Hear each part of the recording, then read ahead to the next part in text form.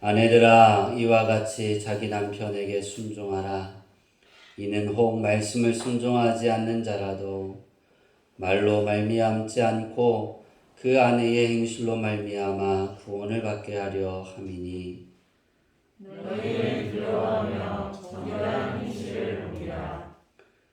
너희의 단장은 머리를 꾸미고 금을 차고 아름다운 옷을 입는 외모로 하지 말고 오직 마음에 숨은 사랑을 공유하고 안정한 신령에 썩지 아니할 것으로 하라.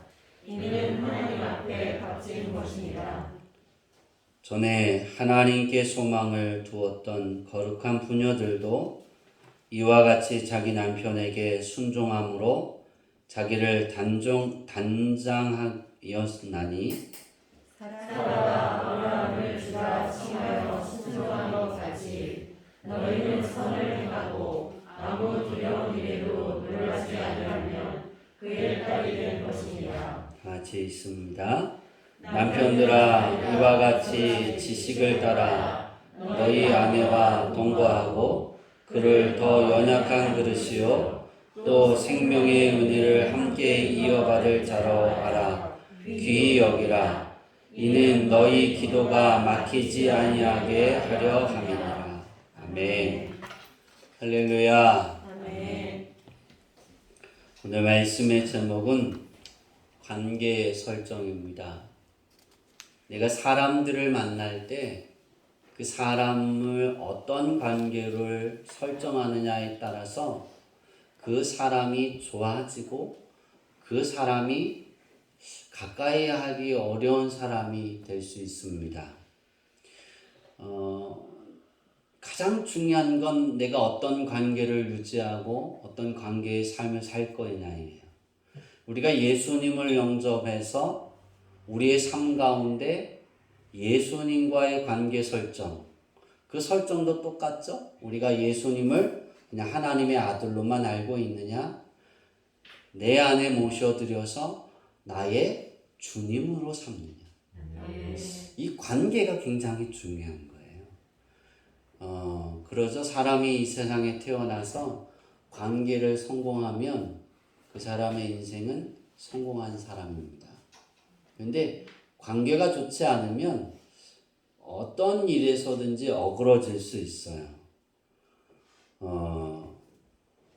저는 우리 주양기교회 성도들을 어떤 관계로 이렇게 설정해 놓고 살아가냐면 내 생명과 같다. 내게 가장 싫으세요? 저는 여러분의 관계 설정을 할 때 하나님이 내게 맡겨주신 양떼에서 내가 목자이기에 내가 그들을 어떻게 해야 될까라는 목회적인 관점에서 저는 여러분이 내 생명과도 같다. 두 번째는 가장 소중한 사람들이다. 그리고 귀한 사람이다. 제가 우리 어머니한테도 그런 이야기들을 했어요. 저는 제 최우선이 제 부모가 아니에요. 그러니까 그렇게 표현하면 될 것 같아요. 목사는 부모님에게 불효하는 사람일 것 같아요. 왜냐하면 최우선의 관계에서 최우선이 내 양떼니까. 그러니까 내가 설정하는 그 관계의 우선이 성도지 부모가 아니에요. 그래서 목사는 그렇게 효자는 아니에요. 왜냐하면 부모를 우선해 놓지 않으니까. 그런데도 그러한 삶을 살아야 하나님이 맡겨주신 그 양떼를 기르고 먹이고 또 입히고 하나님의 말씀대로 잘 양육해서 하나님의 나라에서 이렇게 믿음 생활을 하다가 낙오되지 않는 그러한 삶을 살아가게 하기 위한 목사의 마음이고 관계일 줄 믿습니다. 우리가 관계가 쌓여지기 시작하면 어떤 사람을 만나서 관계를 맺기 시작하면 어떤 것이 생기냐면 신뢰가 동반이 됩니다. 근데 관계를 맺는데도 신뢰가 쌓이지 않는다? 그러면 어떻게 해요? 그 사람과는 이렇게 거리를 두죠. 관계를 맺으면서 알아가면서 신뢰하게 된다 그러면 가까워집니다. 그리고 그 사람에게 좋은 것을 주려고 합니다. 그를 도우려고 합니다. 그것이 어떤 것이냐면 신뢰가 쌓이면 어떤 부분이 생겨지냐면 사랑이 싹이 틉니다. 그리고 관심을 갖게 됩니다. 이 사랑과 관심이 쌓이면 어떤 것이 생겨질까? 감사하게 됩니다. 만난 것을 감사하게 됩니다. 그 사람을 알게 된 것을 감사하게 되고 그 사람과 함께 할 수 있는 것이 감사하게 되는 거예요. 자, 이 관계의 이 설정에 있어서 우리가 가장 중요해야 되는 것이 무엇이냐면 그 사람을 관계를 맺으면 그 관계 안에 사랑이 변하지 않는 거예요. 방송에서 말하죠. 오늘 이렇게 말씀해 보면 이렇게 아내들에게 하는 것과 남편들에게, 아내들은 남편을 어떻게 하고 남편은 아내들에게 어떻게 하고, 이 부분에 있어서 목회자들이 이 말씀을 듣고 서면 여성들이 그렇게 좋아하지 않는데요. 왜냐하면 순종하라 이 말 때문에, 남편에게 순종해라 이 말 때문에 왜 내가 순종해야 하지? 왜 나만 그래야 하지? 그런 게 많아요. 근데 우리가 사랑하면 순종해라 그것이 아니라 자연스러워집니다. 정말이에요. TV에 보면 이렇게 많이 그러죠. 배우들이 나와서, 연예인들이 나와서 결혼한 지 1년이 지났는데 뭐 사랑한다 말하냐?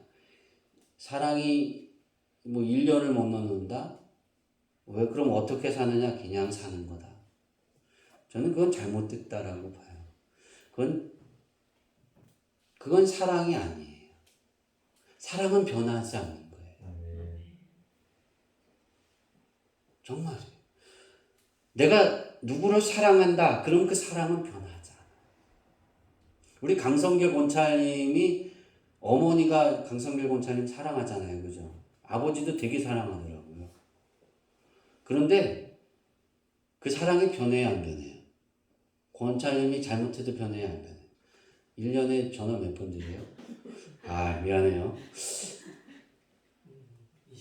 20번. 오? 애기가 나와야 되는데? 1년에 20번이면 많아요, 적어요? 현정아, 많을까 적을까? 넌 날 보고 해야 돼. 잘못했다고?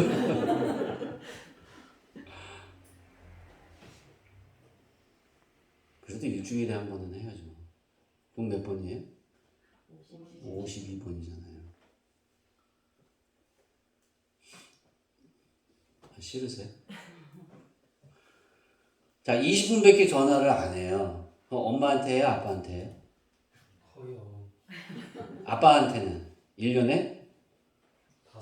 아니, 좀 왜냐하면 아빠가 어렵거든요. 저도 아버지한테 전화 별로 잘 안 해요. 잘 안 했어요. 왜냐하면 우리 세대는 아빠가 어려워요. 우리 권찰님 세대도 아빠가 어려울 거예요. 그렇죠? 왜냐하면 되게 엄한 아버지가, 엄한 아버지의 모습이었지 친구 같은 아버지가 아니었기 때문에 아버지를 가까이 하기는 좀 어려운 것 같아요. 근데 아버지가 좋아해요, 안 좋아해요? 좋아하죠? 네, 좋아해요. 왜냐면 그 사랑이 변해야 안 변해요? 안 변하는 거예요. 사랑은 변하지 않는 거예요. 근데 많은 사람들이 TV에서, 방송에서 사랑은 시간에 따라 변한다 그래요. 결혼한 지 10년 지났는데 같은 방 써요? 그럼 이상한 사람처럼. 당연한 거죠. 사랑하니까. 조금이라도 떨어져 있으면 불안해야죠. 그죠? 봉지가 이렇게 썰렁하지? 여러분이 이것이 아멘이 안 되면 관계가 내 남편과 내 아내와 관계가 좋지 않은 거예요. 첫 번의 관계의 설정이 어그러진 거예요. 나는 저 남자에게서 난 공주 같은 인생을 살 거야. 난 우리 현정이에게서 나는 왕자 같은 삶을 살 거야. 그러면 어떻게 해요? 시간이 흐를수록 안 되니까, 그게 안 되니까 식어지고 없어지는 거예요. 설정이 중요한 거예요. 어떤 방향으로 볼 것이냐. 좋은 관계를 유지하려면 그것이 첫 번째는 마음에 들어와야 돼. 마음에 들어와서 생각나해주고, 그래서 사랑이 싹트고, 그리고 그 사람이 이해가 되어지는 거예요. 그러니까 결혼하셨죠? 네. 근데 왜 바뀌어요? 왜 아멘을 못 하시죠? 우리 세 분, 우리 지사님과 장모님, 두 손을 들어야 되나? 여러분,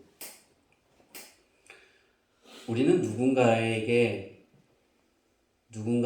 이렇게 누군가를 억압해서 내가 요구하는 대로 끌고 가려는 그러한 관계가 아니라는 거예요.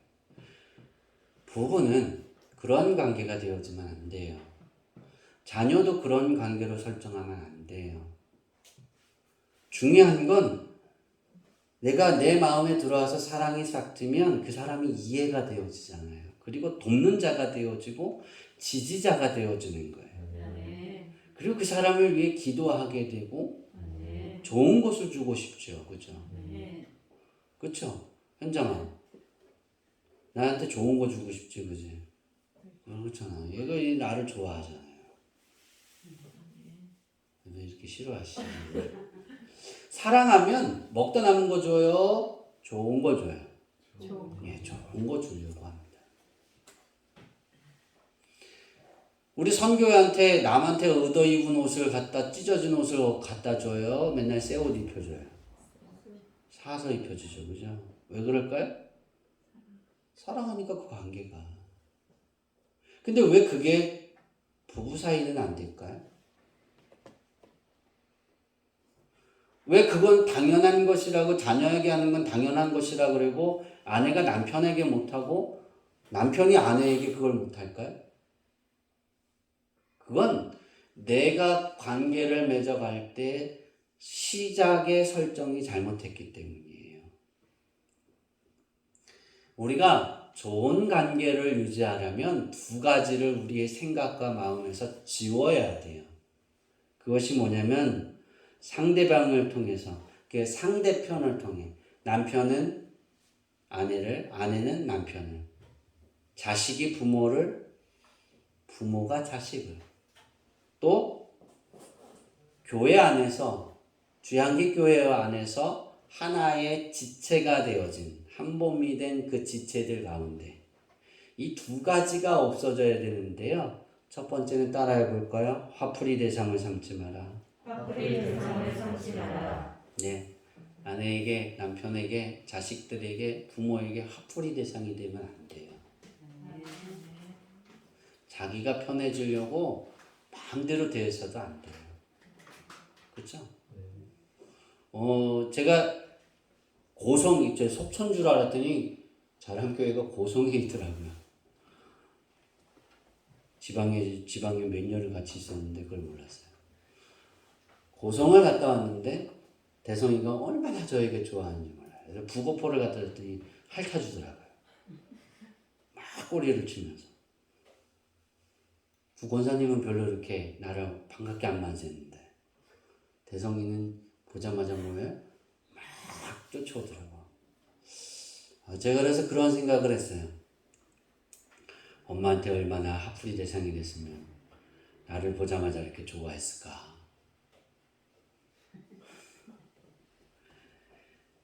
상대방을 향해 우리가 관계에서 화풀이 대상이 아니라 상대방이 화가 나 있으면 그 화난 것을 내가 품어 안는 자가 돼야 돼요. 위로자가 되어줘야 되는 거예요. 두 번째 어떤 것이 없어야 되냐면 따라해 봅시다. 비교의 대상으로 삼지 마라.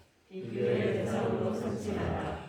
화풀이 대상과 비교의 대상이 없으면 그 가정은 행복합니다. 그 삶은 행복합니다. 교회 안에서 한 지체들이 화풀이 대상과 비교의 대상이 되지 않으면 예수님이 바라는 한 몸, 한 지체가 되어집니다. 그래서 열매를 많이 맺게 됩니다. 근데 화풀이 대상이 되고 비교의 대상이 되면 남는 건 상처밖에 없어요.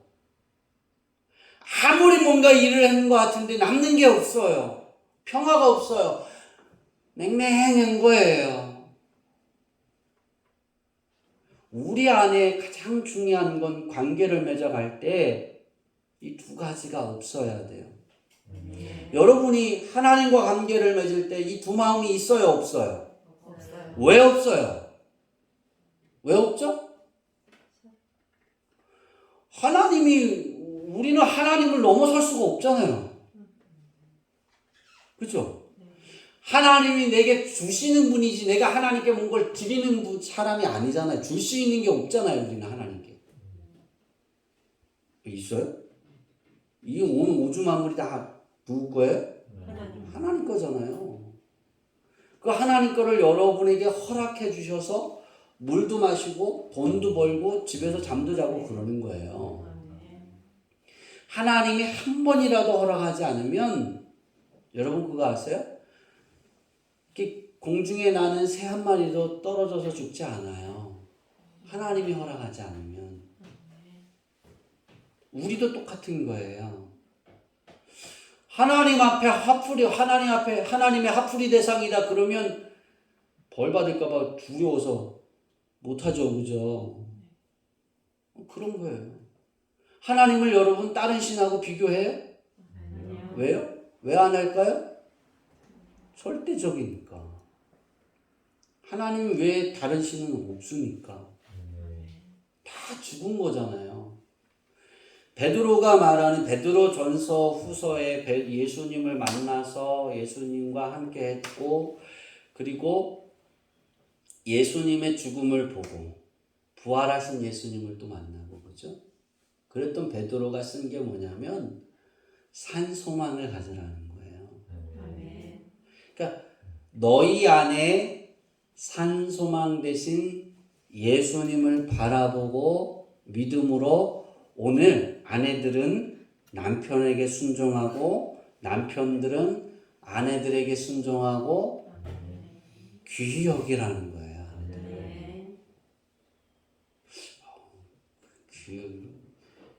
우리 여성분들이 남편들에게 귀히 여기라니까 더 아멘을 크게 하네. 여러분이 지쳐 있을 때 여러분의 삶이 지쳐 있을 때 나오는 것이 화풀이 대상이고 비교의 대상이에요. 자녀들도 똑같아요. 내가 부모 잘못 만나서 여러분 그거 그렇게 생각하는 사람들은 뭔지 아세요? 부모 잘 만나도 지금 그 상태예요. 더 나은 게 없어. 우리가 하나님이 맺어주신 부모는 하나님이 보셨을 때 내가 잘 하나님이 내게 원하시는 것들을 가장 잘 드러나게 하고 양육할 수 있는 부모이기에 그 부모에게서 태어나게 하신 거예요. 근데 그 부모에게 화풀이 대상이 되면 돼요, 안 돼요, 자녀들? 안 되죠. 부모가 화풀이 대상이 되면 부모가 자식을 화풀이 대상이 돼도 안 돼요. 누구는 저렇게 했는데 그러면 안 되는 거예요. 그냥 감사하면 돼요. 귀하게 여기면 자다가도 떡이 생긴다니까요. 정말이에요. 왜 자다가도 떡이 생기냐면 제가 2주 전인가요? 원고에 그렇게 썼어요. 3주 전에. 예수님이 저를 이렇게 깨웠어요. 깨워서 일어났어요. 그런데 저는 자고 있더라고요. 제가 일어났는데 제 몸은 자고 있더라고요. 그 환상이 그러더라고요. 그래서 예수님이 물어봅니다. 누구는 어떠냐? 변론하기 시작합니다. 그 누구는 이런 믿음의 행적을 살았고 이렇게 믿음 생활을 했고 이렇게 기도하고 이런 소망을 가지고 꿈을 가지고 이 소원이 이루어지기를 원하는데 저는 이렇게 되기를 원합니다. 그거를 한 것이 새벽 2시부터 시작해서 새벽 4시부터 시작해서 6시까지 끝났어요. 2시부터 시작해서 6시까지 4시간을 했어요. 4시간. 2차에 걸쳐서. 그래서 목사 잘 만나면 자다가도 떡이 생기는 거예요. 아멘. 여러분 잘 자고 있는데 목사는 환상 중에도 그렇게 변론하잖아요. 여러분이 지쳐 있을 때 여러분에게 나오는 진짜 모습, 그 모습이 어떤 모습이어야 되냐면 감사합니다. 아멘. 설령 내 남편 때문에 내가 지쳐 있고 남편 아내 때문에 내가 죽도록 지쳐서 괴로울지라도 자식 때문에 머리가 펄펄 끓고 화가 나서 잠을 못 자고 막 뚜껑이 열렸다 닫았다 막 그래도 생각해 보니까 감사한 거예요. 아멘. 왜냐하면 하나님이 지나오게 하셨고 아멘. 이 일도 지나가게 하실 테니까 감사한 거예요. 아멘. 그러니까 우리가 관계 설정을 잘하면 남는 게 뭐냐면 감사한 거예요. 아멘. 왜냐면 화가 나고 막 내게 못되게 굴면 남편이 아내가 못되게 굴면 하나님 앞에 가잖아요. 하나님께 이야기하잖아요. 하나님과 관계를 맺잖아요. 그 이유 때문에. 그것도 감사한 거예요. 그죠? 아멘. 만약에 잘 되어져 봐야 알콩달콩 그러면 하나님 잊어버릴 수도 있잖아요. 그래서 오늘 가서 바가지 굴지는 마시고요. 그런 거예요. 여러분의 인생의 삶 속에 관계 설정에 있어서 시작이 잘못됐다면 지금 바꾸시기를 바랍니다. 어떤 것이냐면 하나님이 부부에 대한 결론이 있어요. 하나님이 하와를 만들고 아담에게 이끌어 보냈어요. 그리고 아담이 하나님께 고백합니다. 저 여인은 내 뼈 중에 뼈요 살 중에 살입니다.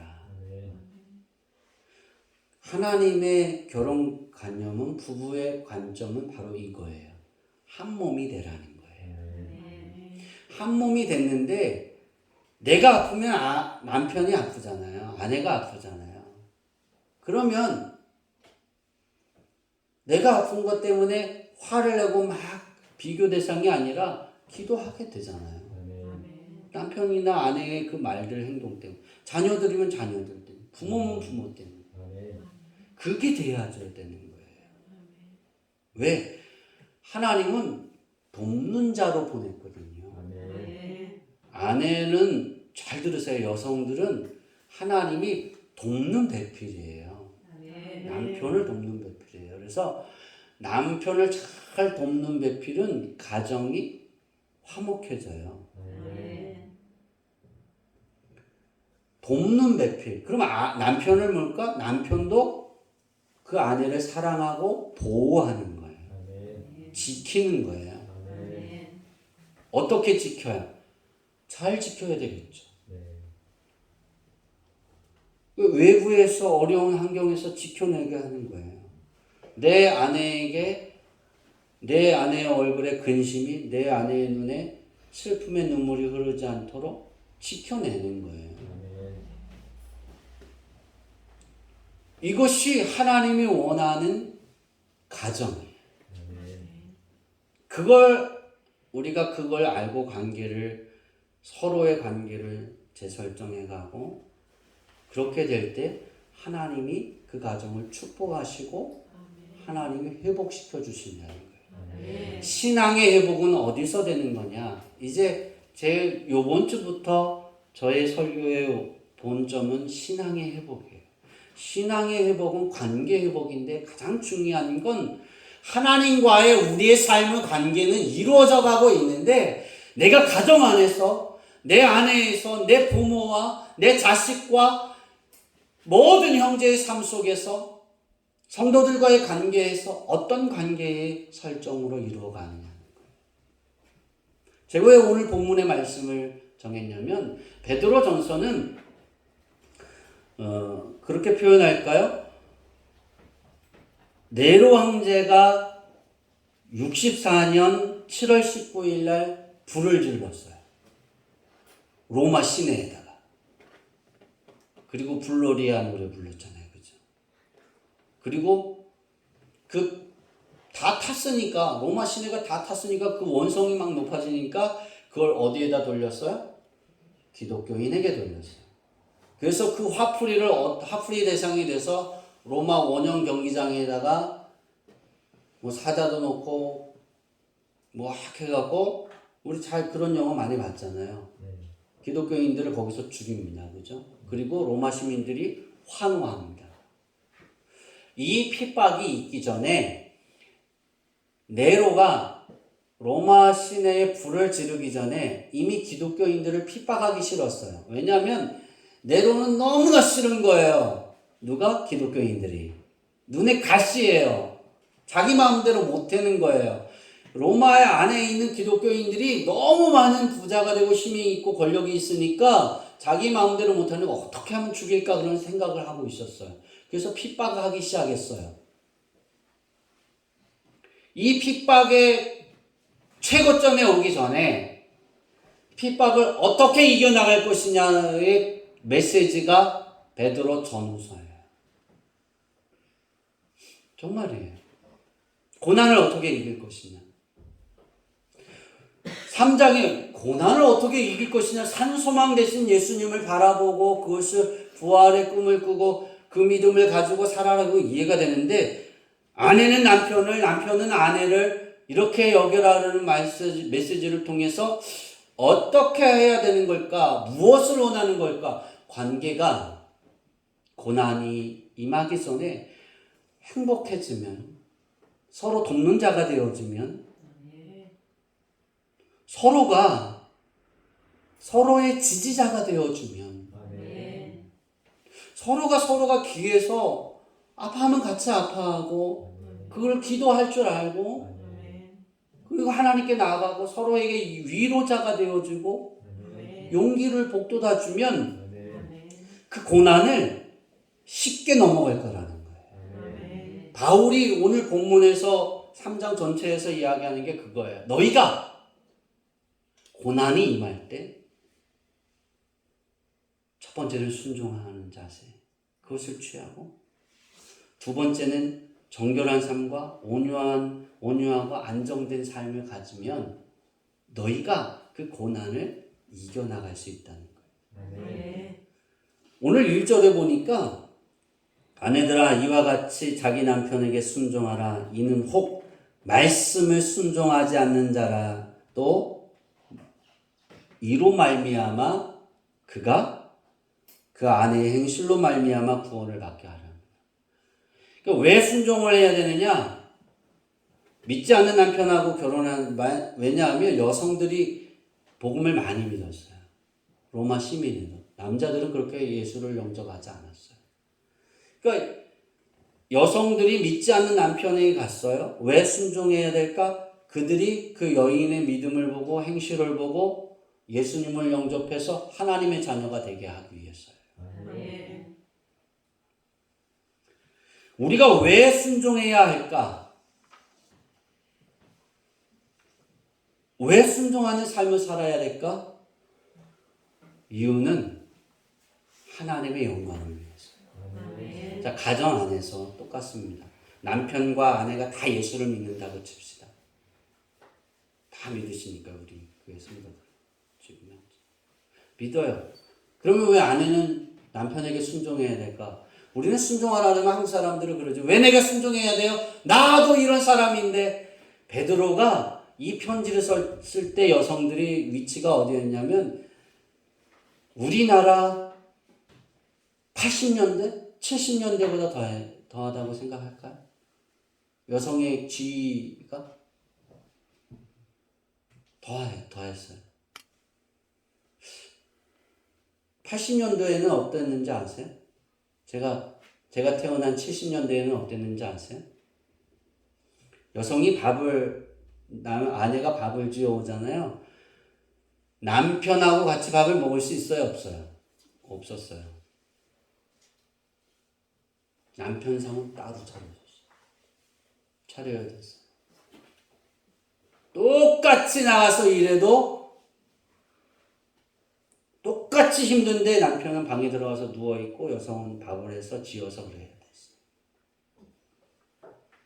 그게 저는 옳다라고 생각하진 않아요. 곧 그런 시대에, 그거보다 더한 시대에 종과 같이 여겼던 시대에, 여성을 아내를 종과 같이 여겼던 그런 시대에 베드로는 여성의 지위를 동등하게 놓아라고 말하는 거예요. 남편들에게 아내를 동등하게 보라는 거예요. 다시 말하면 말씀을 믿지 않는, 예수님을 믿지 않는 남편에게는 절대적인 순종이 필요해요. 남편이 아내의 말에 순종하든 말하든. 왜? 그가 구원하기 위해서. 그러면 두 사람이 다 예수님을 영접해서 그리스도인의 가정이라면 어떤가? 서로가 서로에게 순종하는 거예요. 그러니까 한 사람만 높여보는 것이 아니라 서로 높여주니까 싸워도 집안이 망하는 싸움이 아니죠. 싸워도 그 싸움이 득되는 싸움이 되는 거예요. 우리가 그리스도인의 결혼은 여성이 순종해야 되는 이유가 뭘까? 자녀들의 믿음을 잘 보고 양육하기 위해서. 우리 강성길 권사님이 얘기했잖아요. 누구한테 전화한다고요? 누구의 이야기를 더 많이 들을까요? 네, 지금도 똑같아요. 제가 아이들을 양육해도 저는 아이들에게 별로 말하지 않아요. 우리 아이들도 저한테 별 말하지 않아요. 누구한테? 엄마하고 얘기를 잘해요. 제가 침대에 누워 있으면 그때 얘기를 많이 해요. 거실에 제가 있으면 얘기해야 안 해요? 안 해요. 뭔 차이일까요? 제가 불편한 거예요. 예, 아빠라는 존재는 불편한 존재예요. 느낄 때. 아무리 친구 같아도. 근데 엄마는 가까운 거예요. 되게 왜 어머니가 신앙의 순종의 모습을 잘 보이면 자녀들의 신앙도 아주 예쁘게 잘 자랍니다. 왜냐하면 자녀들은 엄마를 보고 자라지 아빠를 보고 자라는 게 아니에요. 성경에 봐도 교육은 엄마가 하는 거예요. 아빠가 교육하지 않아요. 그래요. 그거예요. 똑같습니다. 서로가 순종하면 또 자녀들이 그 부모님, 엄마가 아빠의 말에 순종하는 그런 모습을 보고 자라고 그 믿음의 삶에 성장하기 위해서 우리는 그 모습을 보여줄 수 있어야 돼요. 그럼 또 어떠냐? 아빠 역시도 엄마의 말에 순종하는 모습을 보여줄 때 그 자녀들이 맞아. 나도 저렇게 살아야지. 그게 돼야 돼. 난 저렇게 살지 않을 거야. 그러면 안 돼요. 우리 아버지가 우리 어머니한테 하대하듯이 소리를 많이 쳤어요. 정말이에요. 제가 그때 어떤 생각이 들었냐면 난 우리 아버지처럼 내가 장가가면 난 저렇게 하지 않을 거야. 제가 그랬다니까요. 그런 생각이 들지 않게 남자들은 잘해야 돼요. 나도 저렇게 해야지. 그게 돼야 됩니다. 왜 우리가 이런 순종이 그 안에 있어야 되느냐? 예수님이 순종의 삶을 살았거든요. 우리가 예수님과 관계를 맺으면 내 관계가 어떤 관계가 되어져야 되냐면 예수님처럼 순종하는 관계가 됩니다. 내가 예수님을 영접해서 하나님의 말씀에 순종하게 삶을 살아요. 그 순종하는 삶을 살아가다 보면 어느 순간에 내 남편에게, 내 아내에게, 내 자식에게, 내 부모에게, 성도들 가운데 순종하게 되는 거예요. 아멘. 순종이 예수님이 우리에게 보여주고 가르치신 거니까. 아멘. 하나님이 원하시는 것도 순종이니까. 아멘. 자, 정결한 삶은 왜 정결한 삶을 살라고 그랬을까? 베드로가 우리가 사는 사회에서 보는 방탕함이 되지 않는 것이 정결한 삶이고 우상 숭배하지 않는 것이 정결한 삶이에요. 순결한 삶은 깨끗함이다. 흠이 없고 깨끗한 삶이다. 왜 베드로가 믿는 여성 성도들에게, 그리스도인들에게 왜 순결한 삶을 살라고 했을까? 그 삶을 통해서 하나님의 말씀을 증거하고 보여주기 위한 거예요. 그러니까 화려하게 뭐 금으로, 은으로, 예쁜 옷으로 뭐 장식, 그것보다는 너희가 정결한 삶, 깨끗한 삶, 그걸 위해 살라는 거예요. 왜 우리 그리스도인들이 정결한 삶을 살아가야 될까? 우리는 다 모두가 정결한 삶을 살아야 돼. 여성만 아니라 그리스도인은 정결한 삶의 표본이 돼야 돼요. 왜 그럴까요? 우린 빛이기 때문에. 아멘. 세상에 어두운 곳을 비추는 빛이기 때문에 정결한, 순결한 삶을 살아야 되는 거예요. 왜냐하면 복음이 전파되어지는 촉매제가 되어져야 되기 때문이에요. 세 번째로는 온유하고 안정한 삶을 살아라 그랬어요. 온유하다라는 뜻은 따뜻한 마음을 갖는 거예요. 근데 이 온유하다라는 뜻의 헬라어를 이렇게 쭉 찾아보니까 아내들이 어떤 생활을 하라는 것이냐? 남편의 태도나 요구를 부드럽게 받아들이라는 거예요. 그러니까 화를 막 내요. 그런데 그랬어요. 그리고 부드럽게 대하면 싸움이 돼야 안 돼요. 안 돼요. 화를 내는데 당신이 뭔데 나한테 그러면 뭐예요? 그때 기름을 붓는 거죠. 그죠? 이렇게 하지 말라는 거예요. 서로가 그래야 돼요. 자식들도 똑같아요. 똑같이 그래야 돼요. 그 마음의 동요를 일으키는 것이 아니라 불을 끄는 거예요. 부드럽게 넘어가게 만드는 것이 온유한 것이다. 그러니까 이것이 어떤 뜻이냐면 따뜻한 마음이라고 헬라어에 해석이 되어 있더라고요. 그리고 뒤에 그렇게 나와 있어요. 부드럽게 받아들이는 것. 우리 주양기 교회 성도들은 한 지체 안에서도 싫은 소리가 나올 수 있고 큰 소리가 나올 수 있을 수 있어요. 가정 안에서도 그렇고 우리의 삶은 내가 부드럽게 받아들이지. 그거는 내 안에 쌓아놓는 게 아니라 용서하는 거예요. 사랑하니까. 목사가요, 여러분을 좋아합니다. 정말 사랑해서 환상일 때 꿈을 꾸면서도 기도하잖아요. 정말이에요. 하나님께 요구하잖아요. 왜 그럴까요? 저도 여러분에게 삐질 수 있어요. 여러분이 다 100% 저의 마음에 드는 게 아니에요. 안 될 수도 있어요. 근데 저는 여러분을 사랑합니다. 제 생명과도 같다 그랬잖아요. 제가 여러분 싫어하면 뭐예요? 제 생명이 없어지는 거하고 똑같은 거 아니겠어요? 마찬가지잖아요. 그러니까 내가 좋은 관계니까 아무리 그래도 어떻게 돼요? 그건 그거고. 그러면서 용서가 되어지고 부드럽게 받아들이려고 하는 거예요. 제가 여러분에게 큰 소리치고 혼내고 그러는 건 여러분의 신앙이 바르게 자라나는 거예요. 하나님을 바르게 바라보고 하나님께 바르게 경배하고 예배하라는 거예요. 미워서 싫어서 저는요 성격상 싫으면 말조차 하지 않아요. 정말이에요. 제가 한번 싫어하면 상종을 안 해요. 저는 거들떠보지도 않아요. 그 사람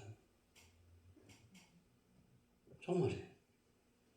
제가 우리 지방의 목사님 중에 2명을 싫어했어요. 그래서 3년 동안 말 한마디 안 했어요. 그가 아무리 막 말을 시켜도 다 침묵하고. 그러다가 어느 날 제 마음에 야, 네가 나한테 하는 거나 저가 사랑한다라면서 왜 저 3명은 못하느냐 그러죠. 용서하고 싶은데 용서하고 싶지는 않아요. 하나님 용서는 해야 하는데 받아들여야 되는데 그러고 싶지 않아요. 그런데 이게 하나님이 용서하라니까 어떻게 해요? 가서 다음에 한번 만나서 제가 안아주면서 그래서 사랑합니다 그랬더니 눈물을 흘리시더라고요.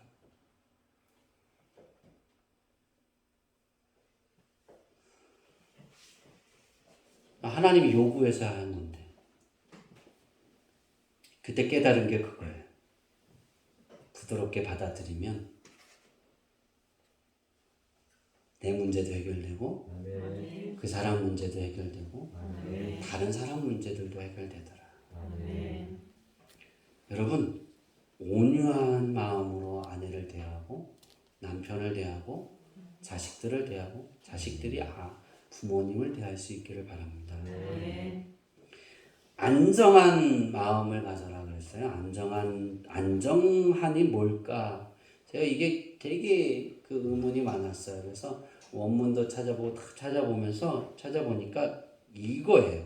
따라해 봅시다. 의심하지 않는 마음, 의심하지 않는 마음, 믿음으로 흔들리지 않는 마음. 믿음으로 흔들리지 않는 마음. 이게 쉽게 풀이해놓으면 얼마나 좋을까요, 그죠?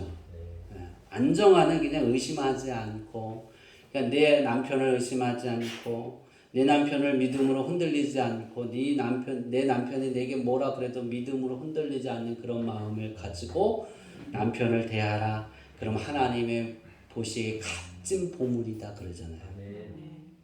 하나님 보시기에도 값지다는 거예요. 그 온유한 마음과 안정한 마음은 하나님 보시기에도 값지다는 거예요.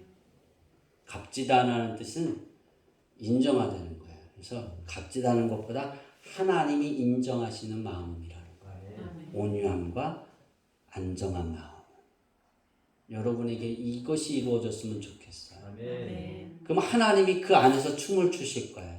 그럼 우리의 신앙이 이렇게 회복되어지기 시작하면 하나님이 허락하셨다라는 축복의 삶은 자연스럽게 이루어져 가는 거예요.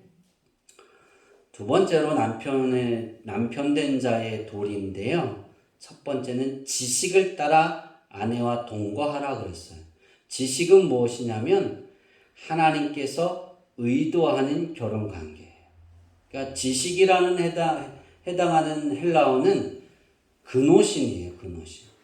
이 그노신의 뜻을 해석하면 의도하는 거예요. 의도하는 것. 그러니까 누가 의도하는 것? 하나님이 의도하시는 결혼 관계. 그것이 그 지식이에요. 하나님이 의도하시는 결혼 관계가 뭐예요? 아내를 내 몸같이 귀하게 여기라는 거예요. 여러분의 몸이 귀해요, 안 귀해요? 귀해죠. 귀해서 좋은 것만 집어넣지 나쁜 거 집어넣으려고 해야 안 해요. 그렇죠? 안에다 집어넣으면 죽을 만한 거 집어넣는 건 누구한테 줘요? 현정이한테 주죠. 싫어하는 사람한테 주잖아요. 그죠? 어느 영화를 보니까 남편이 너무나 미웠어요. 그래서 이 아내가 밥을 할 때마다 반찬에다가 뭐를 뿌렸냐면 농약을 뿌렸어요. 스프레이를. 물을 타갖고 그것이 6개월 동안 아주 조그만 미량의 그것을 먹으면 배가 자꾸 불러오는 거예요. 남편이. 그 영화가 있는데 그 딸이 그 엄마를 이렇게 변화하는 영화가 있어요. 근데 엄마가 그렇게 뿌려서 남편이 미우니까 그래서 죽었어요. 조심해야 돼요. 김일상궁이 필요가 없어요. 근데 하나님의 의도하는 결혼 관계를 우리가 잘 알면 아내나 남편이나 부부가 내 몸같이 사랑해야 되는 거잖아요. 내 몸같이 귀하게 여기는 거잖아요. 그러니까 얼마나 좋아요. 의도하는 대로 해야죠. 그죠? 하나님 의도하는 대로 내 몸같이 여기니까 내 몸을 예쁘게 꾸미려면 아내를 예쁘게 꾸미면 아내가 남편을 예쁘게 꾸며주겠죠. 그죠? 싫으세요? 예쁘게 꾸미잖아요. 이게 꾸며주는 거예요. 예쁘게. 그러한 삶을 만들어가는 거예요. 이게 남편들이 해야 돼요. 남편들은 아내를 예쁘게 꾸밀 수 있어야 돼요. 왜? 내 몸이니까. 그쵸? 왜 아멘 안 해요? 장모님만 해요. 아멘 해보세요. 시작. 아멘. 맞죠? 네. 네. 그런 삶이 되어져야 되는 거예요. 아내와 동거하라는 것은 함께 살라는 거예요. 함께. 그러니까 육체적인 뭐 그런 관계나 또 다른 모든 관계에 있어서 함께 하라는 거예요.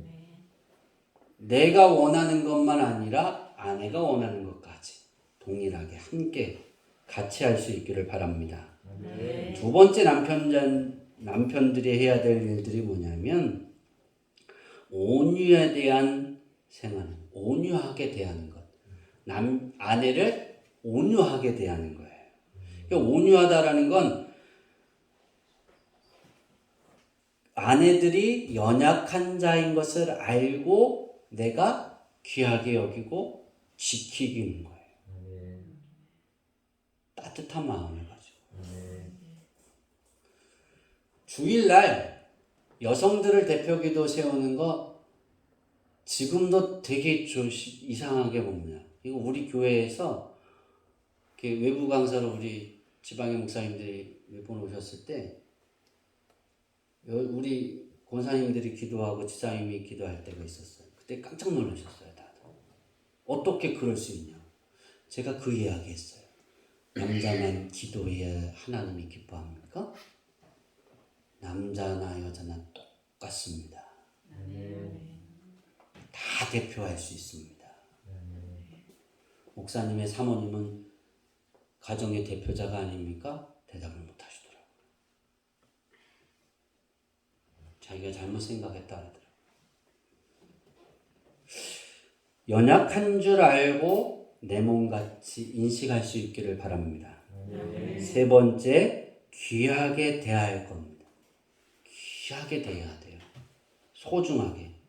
왜냐하면 왜 귀하게 대해야 되느냐? 생명의 유업을 이을 자다. 그러니까 여성들도 하나님의 유업을 이어갈 자이기에 귀하게 여기라는 거예요. 그러니까 남편이 내 아내가 어떤 일을 할 때 그것을 열심히 도와줘야 돼요. 하나님의 유업을 이어갈 자니까.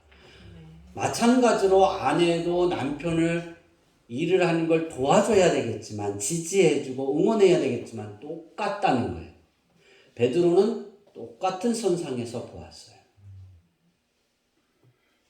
남자나 여자나 남자니까 높고 여자니까 낮은 거 없어요. 똑같은 거예요. 하나님 안에는 남자나 여자나가 없어요. 누가 더 예수님과 관계를 잘 맺고 있느냐, 그리고 그 안에 그 말씀대로 그 말씀에서 요구하는 대로 살아가느냐, 하나님한테는 그것이 남을 뿐이에요. 이제 말씀을 마치려고 합니다. 남편과 아내는 서로 존중하고 그래서 아름다운 가정을 꾸며가고 그래서 자녀들이 만드는 그 가정이 내 부모님보다 더 존중하고 아름다운 하나님이 원하신 가정을 만들어가고 거기에서 화목함이 되어지고 거기서 행복이 이루어지고 거기서 즐거움이 이루어지는 참된 모습이 보여주어야 됩니다. 이것이 우리가 해야 될 일입니다. 고난이 다가올 때 이런 가정은 고난을 넘어갈 수 있다는 거예요. 고난을 넘어가기 위해서 우리는 힘든 일이 있기 전에 오기 전에 미리 이런 삶을 살면 고난이 와도 고난이 온 줄을 모르고 지나갈 수 있는 거예요. 아멘. 저는 우리 주양기교회 성도들이 하나님이 예수님이 약속하신 아나파우의 그 축복이 여러분의 삶 가운데 펼쳐지기를 소망합니다. 아멘. 그것을 위하여서라면 여러분의 삶의 관계를 잘 들여다보시고 두 가지가 남아있다면 화풀이 대상과 비교의 대상의 모습이 그것으로 파생되어지는 모습들이 남아있다면 회개하고 없어지기를 기도하고 아멘. 내 삶에 보여지지 않기 위해서 기도하고 우리 가정에는 나타나지 않기를 기도해서 하나님이 원하는 가정이 이룩되어지고 그것에 예수 그리스도가 주인 되어지기를 축원합니다. 아멘. 기도하겠습니다. 하나님